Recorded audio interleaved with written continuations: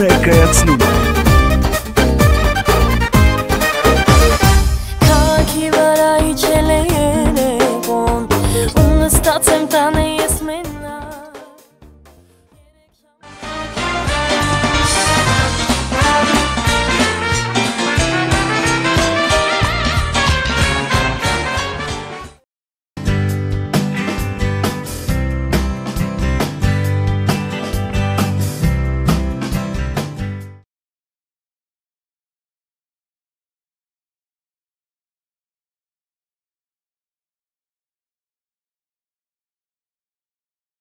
Ողջույն, շնորհակալ ենք, որ ընդունեցիք հրավերը։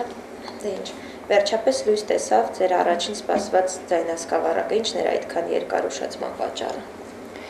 Կարծում եմ, որ ձայնասկավառակում ընդգրկվեց 15 երգ, ինչը սկզբում մտածում էի, որ երգերի մեծ մասը արդեն կընդգրկեմ երկրորդ ձայնասկավառակում, սակայն հետո մտածեցի, որ քանի որ առաջինն է ու այսքան երկար սպասված, թե իմ կողմից, թե իմ հանդիսատեսի կողմից, մտածեցի, որ այդ բոլոր երգերն էլ հենց առաջինի մեջ ընդգրկեմ ու արդեն իհարկե աշխատանքներ են տարվում երկրորդ ձայնասկավառակի վրա։ Վահրամը Մոսկվայից հարցրել է, երբ կունենաք նոր տեսահոլովակ եւ որ երգի վրա կլինի այն։ Կարծում եմ հենց 2011-ի սկզբի հենց ամսում կլինի երկրորդ առաջին ձայնասկավառակից Դեխամը երգի վրա կարծում եմ տեսահոլովակ կլինի, ամենայն դեպս այդպես ենք պլանավորել, եթե մեկ այլ երգի փոփոխություն չլինի, հենց այդ երգի վրա հիմա տեսահոլովակ կլինի։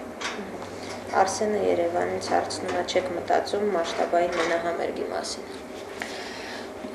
Իհարկե մտածում եմ, բայց կարծում եմ մենահամերգի համար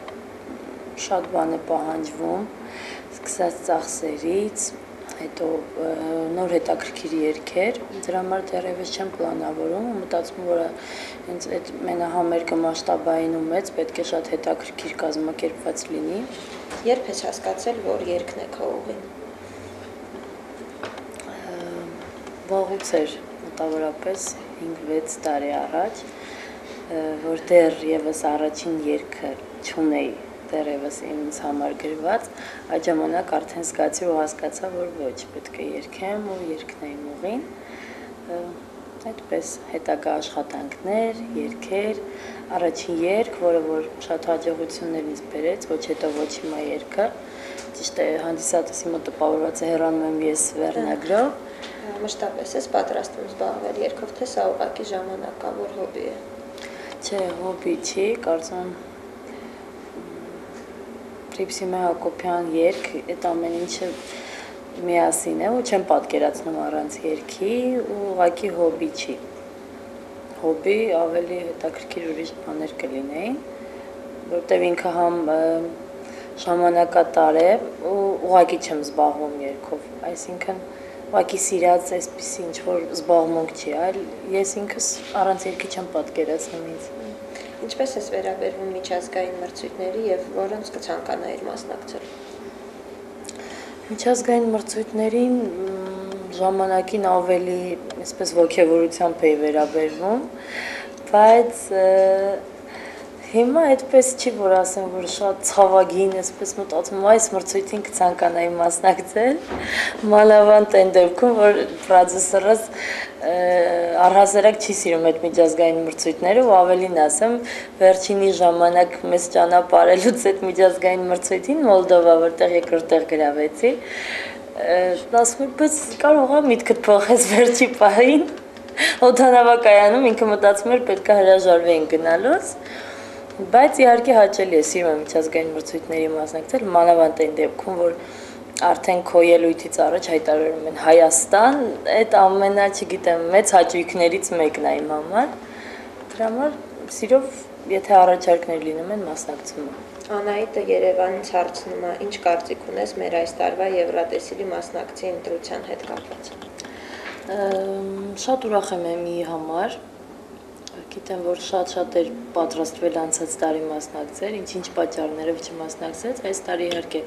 հաջողություն եմ նրան մաղթում ու չգիտեմ, կոնենա, թող հաղթանակով վերադառնա, եթե Աստված կամենա, լավ պատրաստվել, ինչը գիտեմ, որ այդպես էլ կլինի, հաջողություն ու երկի ճիշտ ընտրություն եմ մաղթում։ Վիգենը Գլենդալից հարցնում է, ոնց ես գնահատում մեր հիմիկվա շոու բիզնեսի վիճակը։ Գիտեք, վատ չեմ գնահատում։ Իհարկե ամեն ժամանակ էլ ունի իր թերությունները։ Ես երեք ինտերնետային կայքերից մեկում այսպիսի ինչ-որ top 10 էր հավաքված, ինչ-որ վատ էստրադա չեմ կարող ասել, չգիտեմ դա ինչ է, ու հասկացա, որ ահագին լավ վիճակում է հիմա գտնվում, համեմատած որոշ ժամանակ առաջ այդ ստեղծագործողների հետ։ Կարծում եմ յուրաքանչյուր ժամանակահատված էլ ունի իր թե լավ, թե վատ կողմերը, ուղղակի ընտրությունը այս դեպքում արդեն հանդիսատեսինն է։ Ճիշտ է, հեռուստատեսություններն էլ մեծ դեր ունեն վատը պրոպագանդելու մեջ, բայց կարծում եմ եկա հանդիսատեսը լավ ընտրում է ու վատը ինքնին մաղվում գնում է, մեկ է լավն եմ ունում։ Չէիք ցանկանա ստեղծագործել Հայաստանի սահմաններից դուրս։ Չէ, չէի ցանկանա, որովհետև ցանկանայի Հայաստանից դուրս սահմանների համար ստեղծագործել Հայաստանում, բայց Հայաստանից դուրս չեմ կարծում։ Ամենայն դեպս, եթե ինչ-որ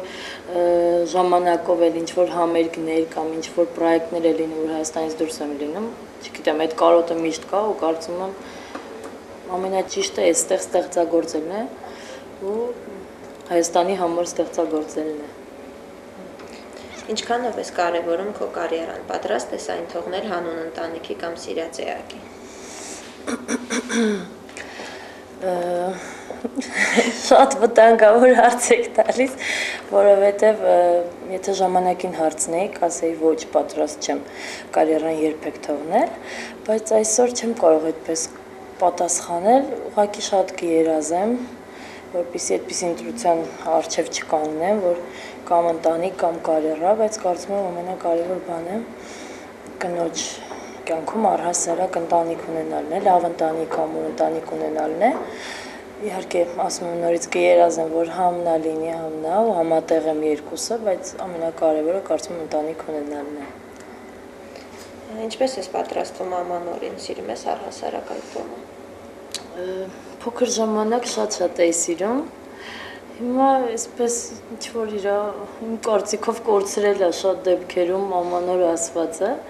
իր համն ու հոտը այսպես, բայց իհարկե մեկ է ամանոր է, մեկ է պատրաստվում ես, սպասում ես գալիք տարվան, բայց այդպես որ ասեմ շատ եմ սիրում այդ տոնը, ոչ։ Եվ վերջում մեր ավանդույթ դարձած հարցը, ինչ ես ցանկանում հայ ֆանատ կայքին եւ նրա այցելուներին։ Հայ ֆանատ կայքին ցանկանում ամենալավ բաները, հետաքրքիր հարցազրույցներ, հետաքրքիր հյուրեր, հետաքրքիր այցելուներ, չգիտեմ, եւ նրանց եւ նրա ունկնդրին էլ ցանկանում եմ գալիք նոր տարին շնորհավորեմ, ամենալավ բաները բարություն, ժպիտներ, սեր, շատ սեր